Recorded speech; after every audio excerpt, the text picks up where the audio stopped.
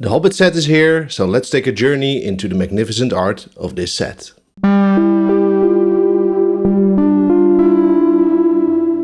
Hello Internet, welcome to the Pin Line. On this channel I explore the rich history of Magic the Gathering art and basically just look at cool cards. Last time we looked at the Global Fund for Women Secret Lair collaboration. Check out that video on my channel. Today we're looking at my top 5 cards from the new Hobbit set. The set comes officially out in, I think, this week. People are very excited about it. Pre-release has happened. People have seen the art in person and experienced the gameplay. Lots of great art, lots of great heat for constructed formats. So a lot to look forward to.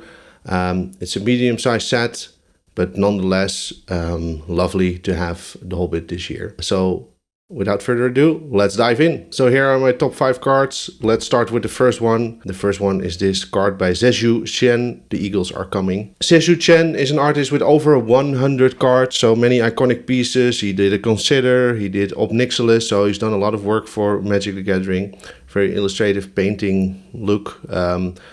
This card immediately struck me because of the lighting, right? The light fall on the eagles here and on the battlefield. Yeah, that's so amazing. It's so smartly done. Composition is great. There's so much in here. There's a big battle happening. You see sort of the main cast here, the orcs fighting, running away from the eagles, all the other eagles swooping in the background. So a lot is happening here. Great foreground, great middle ground, great background. The only weird thing I think is that if we zoom in, you see a lot of details happening here. Very smart usage of outlines, and there's lots of detail in the eagles. And then, you know, the other characters get a bit less in the background. So I think that's also smartly done to draw your eye into the center. But overall, this is just amazing. In terms of the light fall, I really love that light fall. It's really sort of Renaissance feeling, really epic, dramatic lighting. So overall, super cool piece. Then the next one is my favorite of the set, which is this Radagast of Rosgobel. Yeah, what a cool piece. Done by Anna Podedworna. She's known for high fantasy realism. She has, for instance, done Mr. Foxglove. Couple of sets back. This is my favorite card of the set. Beautifully rendered characters, beautifully rendered landscape in the background. So I think, yeah, I love landscape in Magic art. So I think that is the thing that stands out here by combining these characters with the background very well. Very rooted magical character, right? This Radagast, he doesn't do splashy magic. He works with animals, and you can see there is some magical things happening by, you know, these animals looking at him and maybe talking to him and following him.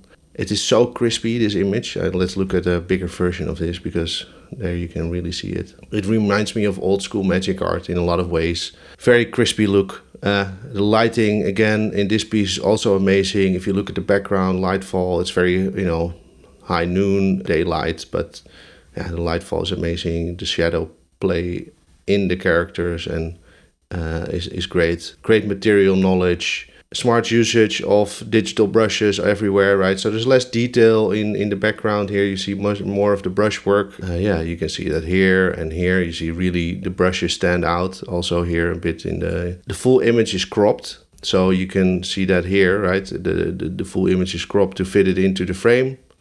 Smart cropping, just putting it a bit to the left, giving it a bit more space here on this side. But I really enjoy the full picture. Love to put this on my wall. It's just a great piece. Then next up is this Bomber Gentle Dreamer by Eric Deschamps.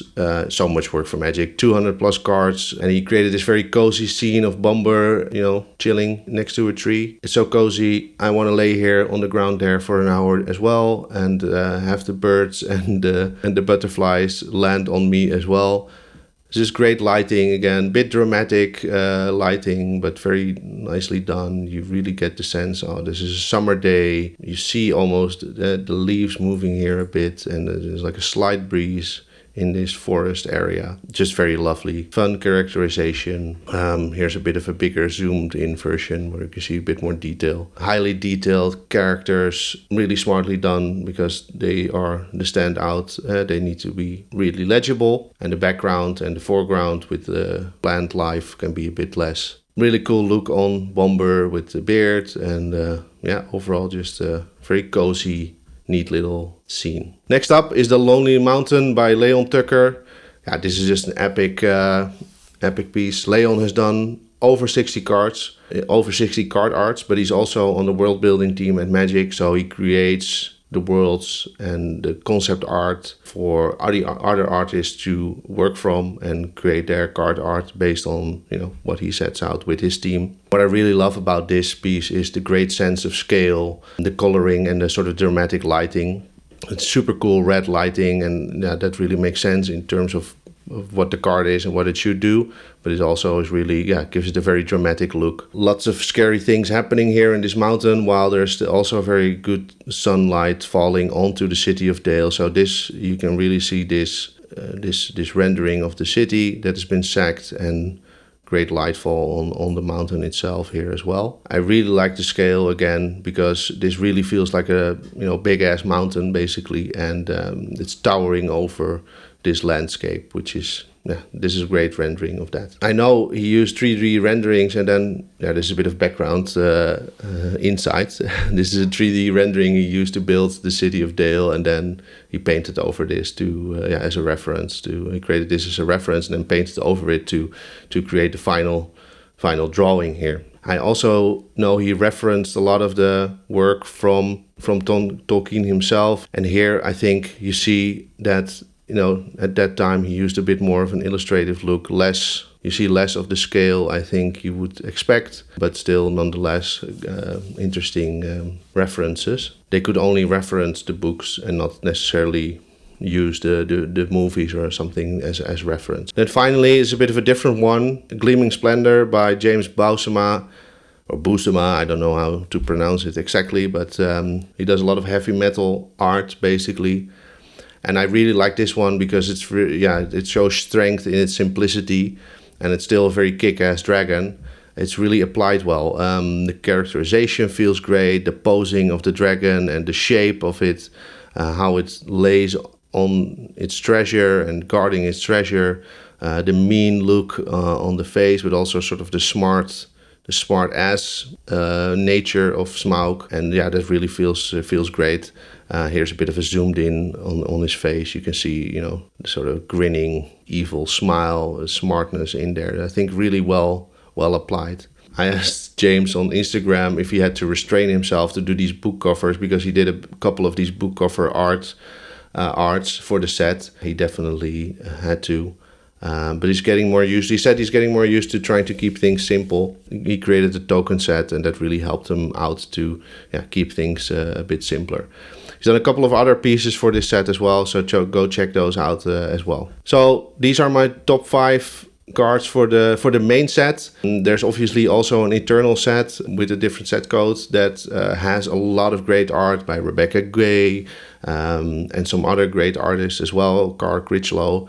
Amazing pieces in there. I might do a separate video on that one as well, but I thought, hey, let's start with the main set first. I think beautiful art overall in this set, so great work by the creative team, artists and art directors. You really feel the love for Tolkien, for Middle-earth, for the Hobbit in the art in this set, right?